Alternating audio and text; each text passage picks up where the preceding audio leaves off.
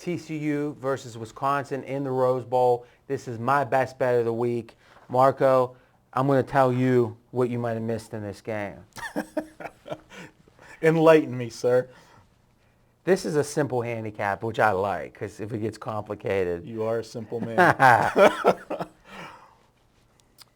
This is a classic situation where the line could be different and the lines maker could still get the result that he wants, which is splitting the action. And the fact that it's not tells me they want action here on Wisconsin.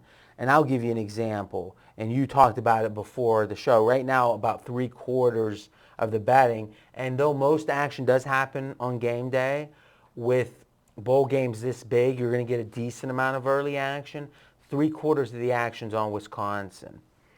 Is when you come out with TCU as the favorite, and this opened up at 1.5 TCU, you know most people, that square crowd is going to say, wait a minute, I get the Big Ten team against the Little Sisters of the Poor, to use that again, and I'm getting points.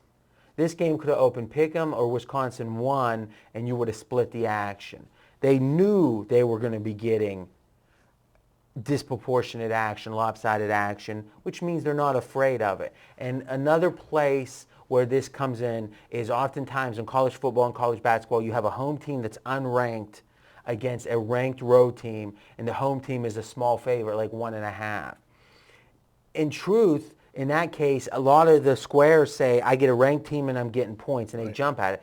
So sometimes that line should be maybe 4.5, but they keep it at 1.5 because they know, hey, we don't have to give 4.5. We can get the action that we want on this road team, good road team, and still not have to give up as many points, and thus the disproportionate actions got a better than 50% chance of losing.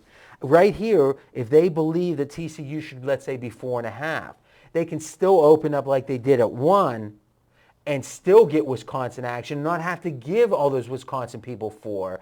I think this is an exact replica of that, and that makes me love TCU. And the wise guys, though, have also spoken. What you want to talk about that? Right. Well, like you said, with all 3/4 of the action coming in on Wisconsin, the line's not moving down, it's moving up. The game's at 3 right now, and TCU's getting the sharp money. TCU is a team that, granted, they're undefeated, they're highly ranked, but there's that asterisk next to them because they haven't played in a BCS bowl beating another BCS conference team. Till they do that, you're going to have the naysayers. Their signature win against Utah has been kind of counterfeited with Utah's performance since. Right. The other point that you got with Wisconsin, people that look just at scores, Wisconsin scored 201 points in their last 3 games. You know, it's impressive. They put up 70, 83. But when you look at it, they played the 3 worst defenses in the Big Ten right in a row.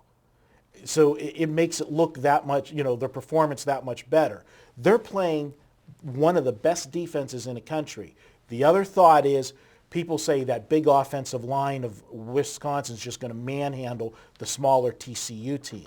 This TCU defense is not a power defense. It is a speed swarming defense. They react to the ball with their team speed. This is going to be something Wisconsin has not faced.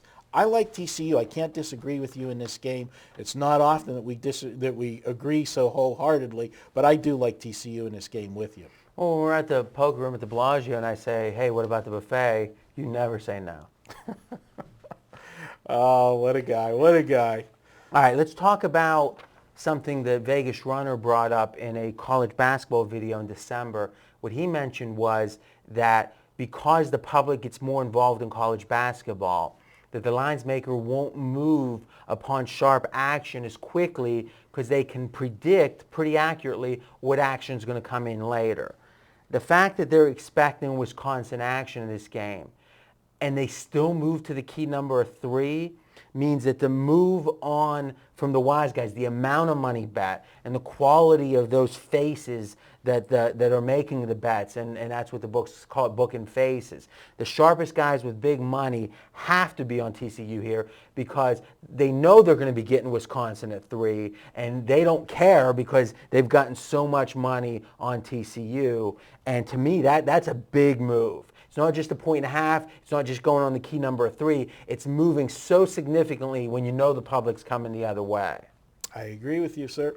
Okay. That said, I'm going to suggest waiting till game day to see if a 2.5 flashes. Because to me, 3 is such a key number. And the question is, what are you going to gain and lose at this point? Is a 3.5 a better chance than a 2.5? I can't believe that is the case. Though there's a chance it's going to go to 3.5. I would say that if it moves, forgetting the time it stays the same at 3, which doesn't matter because you can bet 3 late or early if it doesn't move.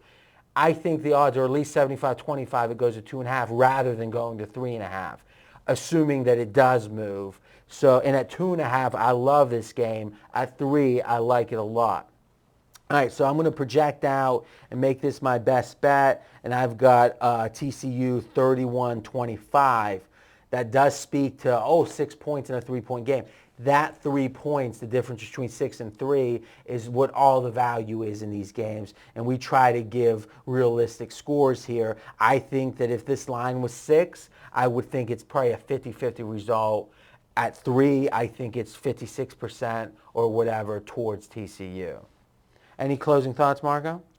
I think it's going to be an interesting game, and I really would like to see the Cinderella team, put the naysayers to rest and beat a BCS team.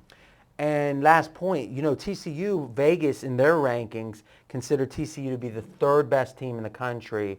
And the fact they opened this game up almost a pick was a nod to the fact that Wisconsin was going to get all the money. And again, it makes all the more impressive the fact this thing's been bet up. All right, now it's your turn to continue the conversation in the comments section with Marco and me. And next up, we're moving to the NFL Sunday action. And oh, what a doozy, the Rams and the Seahawks.